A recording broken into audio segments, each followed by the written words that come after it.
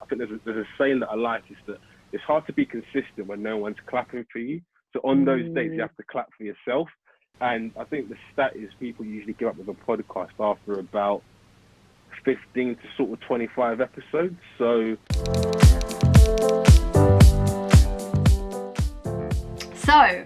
hi Paul, and welcome to Think Lila's YouTube. We're on a mission to make the world a more inclusive place, and we have, of course, special guest Paul Musa.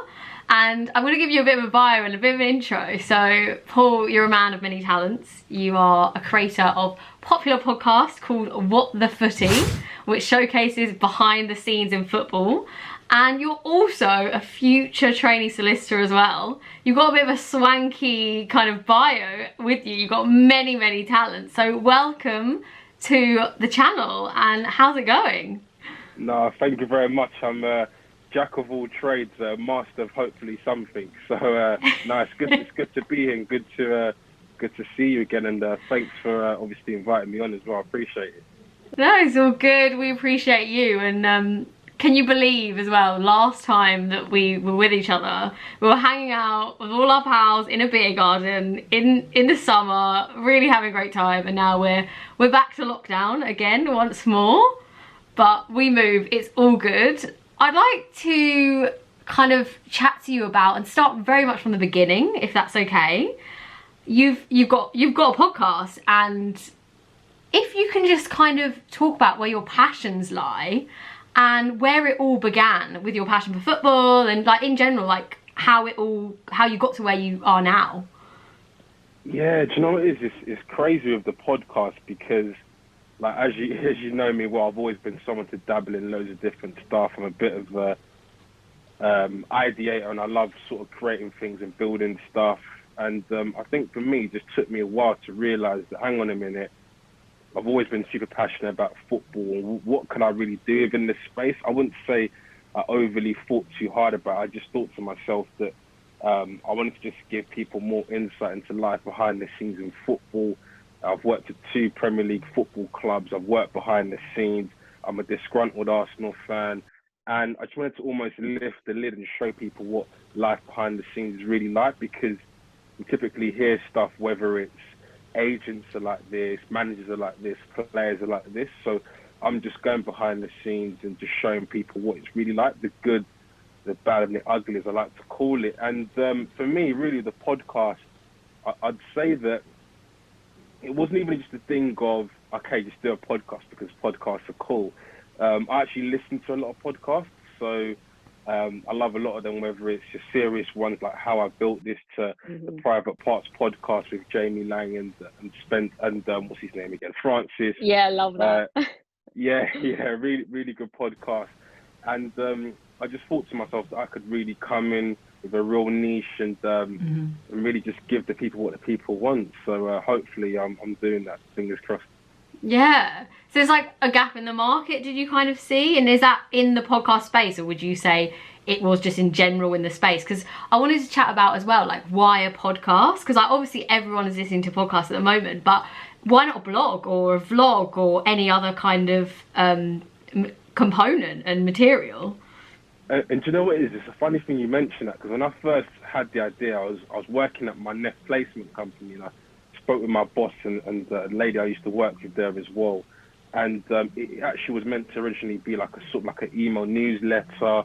Then I realised that to a degree, email is a little bit dead. And in terms of a blog, like, people have to actually go out of their way to actually find you, to log, to actually. You actually have to go out of your way to actually hit someone's website to actually read their blog. So I thought to myself that I like the whole idea of the organic reach of podcasts, because podcasts are like Facebook in like 2011, 12. There's no algorithm to really like try and fuck you over. Yeah. So, as of yet, anyway, fingers crossed. So yeah, for me, I just thought it'd just be great to just get into the space. Like I mentioned, I love podcasts. It wasn't just a thing where I thought, oh, they're really cool, I wanted to follow the trend. It was almost a thing whereby I love podcasts, I understand them, and yeah, let me just go for it, really.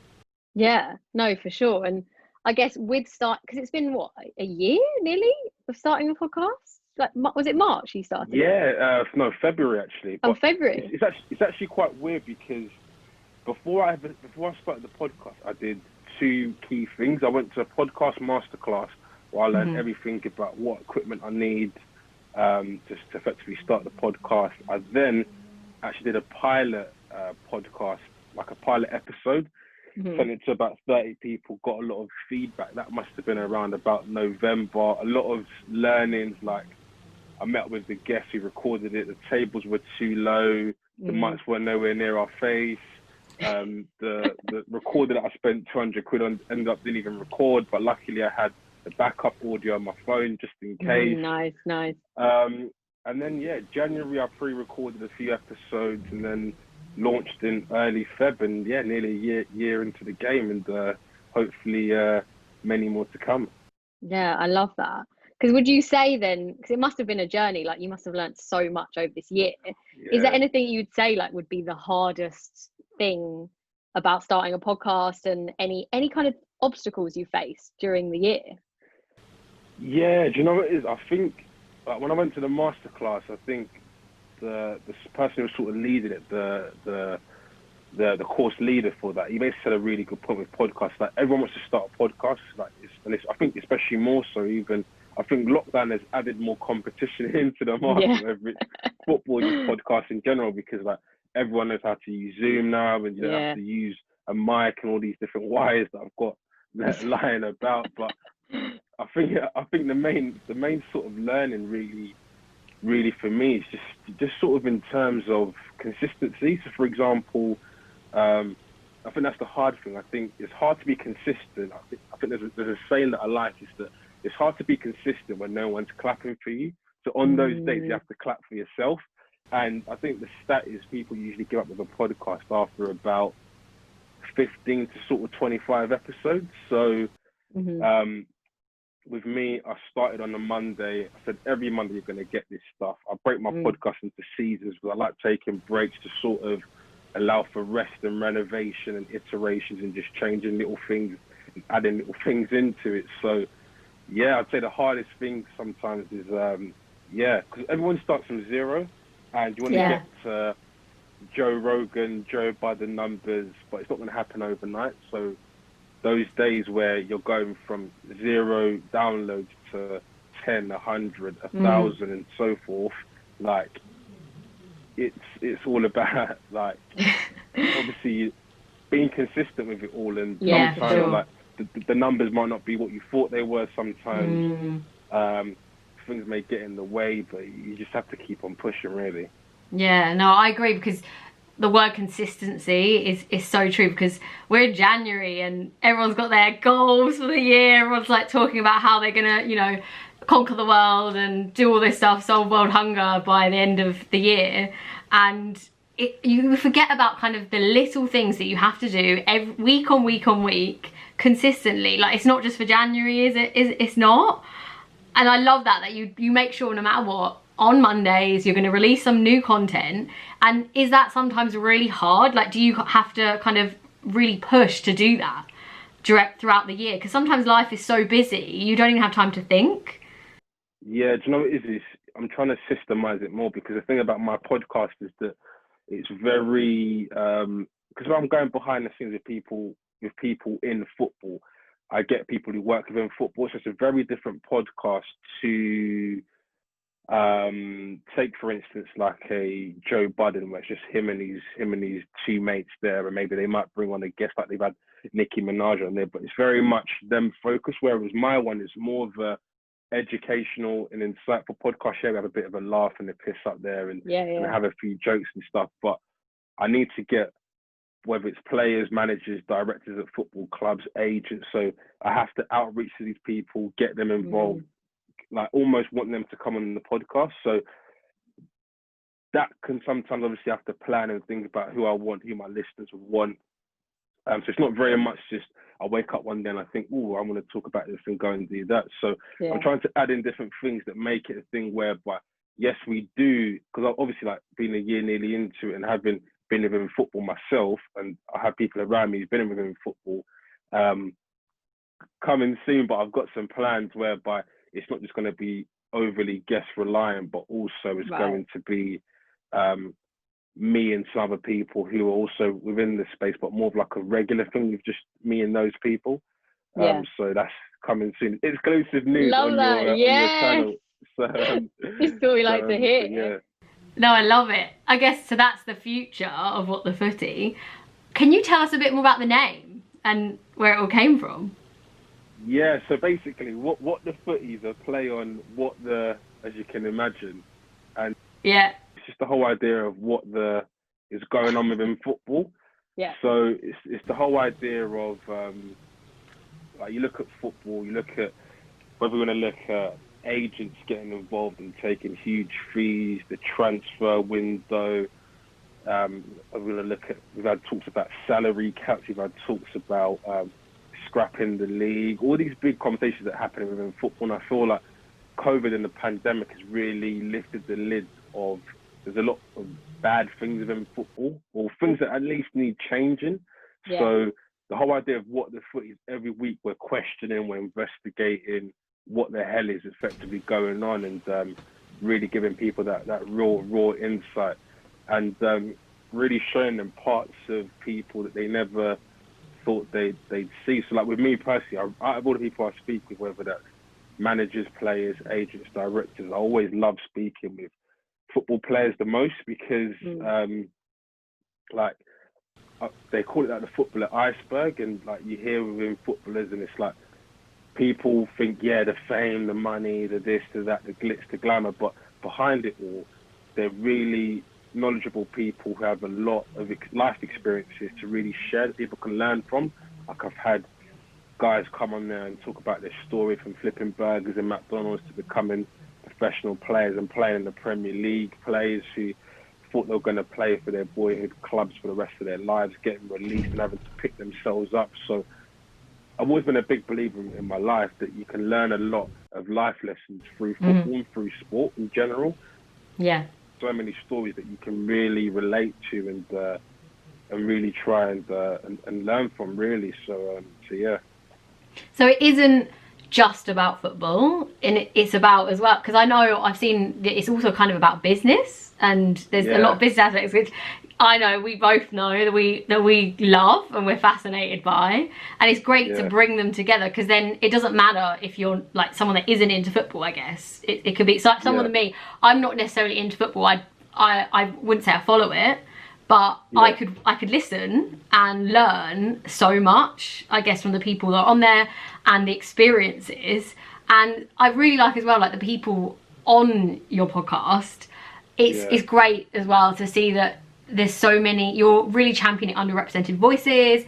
You talk about like women's football, and it's super important for inclusivity as well in sport.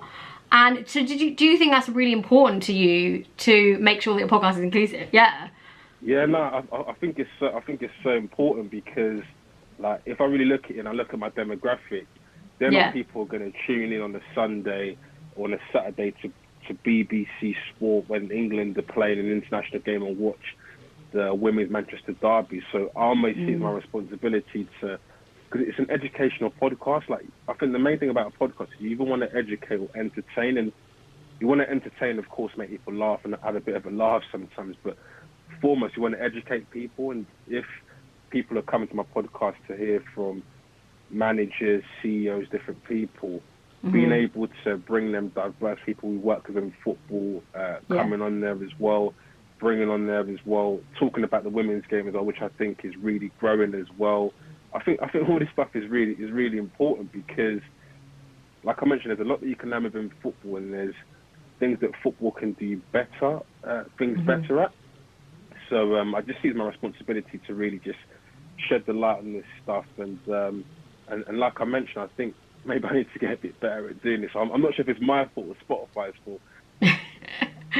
The way you can almost the discoverability of podcasts, because the thing about my podcast is if you look at it at face value, you think it's a football podcast. But when you really look at it and you actually strip it apart and you look at the layers of it, like there's people who are speaking about this, I always try to get feedback from my listeners and stuff, is that you strip it all back, you can learn about women's football, you can learn about mental health, you can learn about business, you can learn about motivation. You can learn about so many different things, and that's why going forward, I'm trying to do stuff like Monday motivations. I'm trying to do other stuff in and around it to show people that, yeah, it's a football podcast, but there's so much you can learn from like a growth mindset perspective, from every sort of aspect, because we speak about on the podcast, whether that's a player who's been released from a tier 1 academy to them picking themselves back up, to a player in the Women's Super League who grew up with no sort of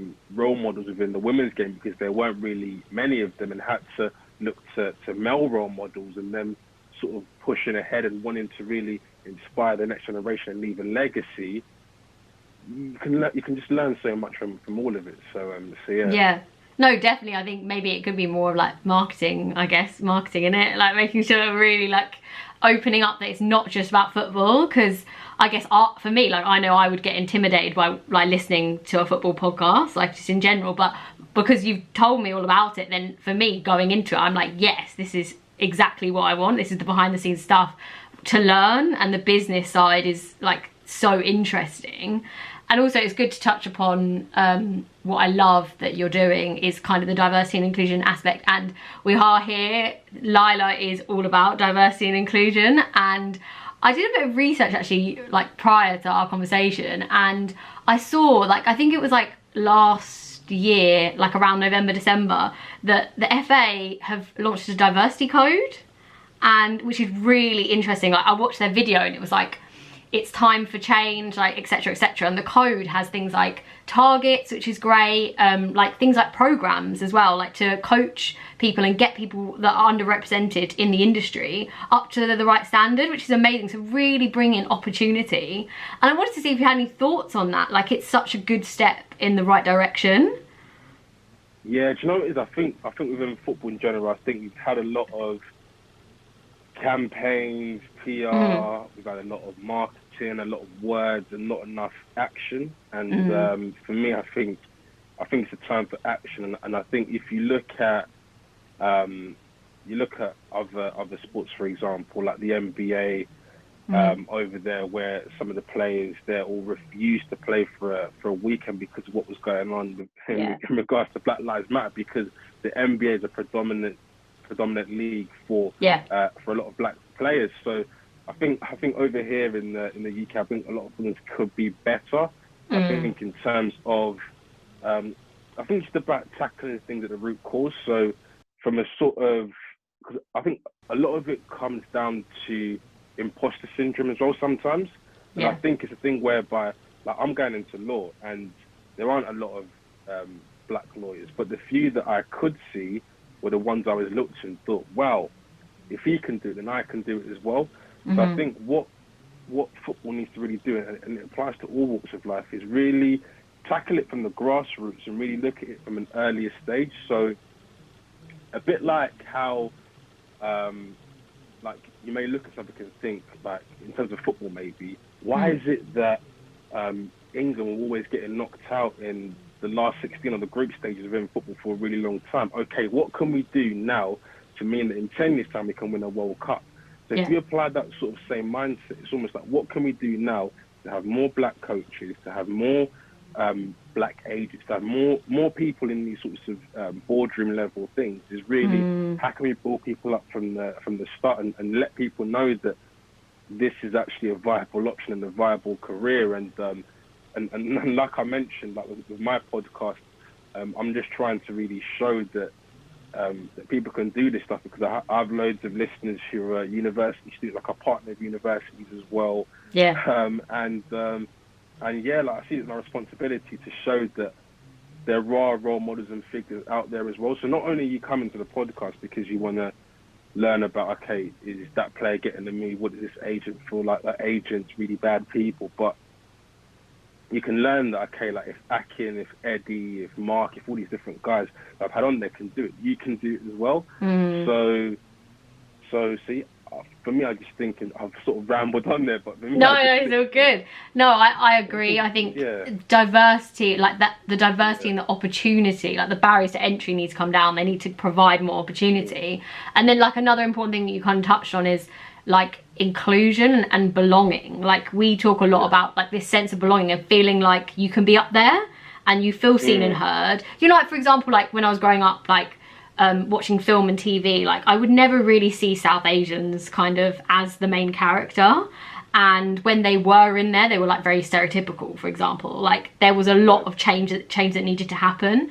And I guess it's a lot more difficult answer to then bring that sense of belonging, because it's a feeling, and of course everyone's going to feel different about it.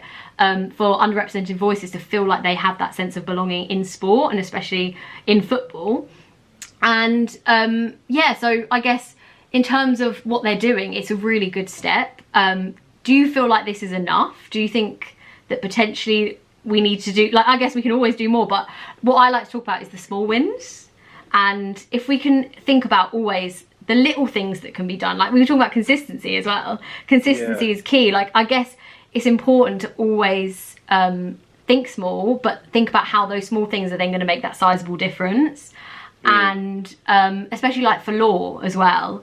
I think it is a predominantly white male industry. Like I did a law degree.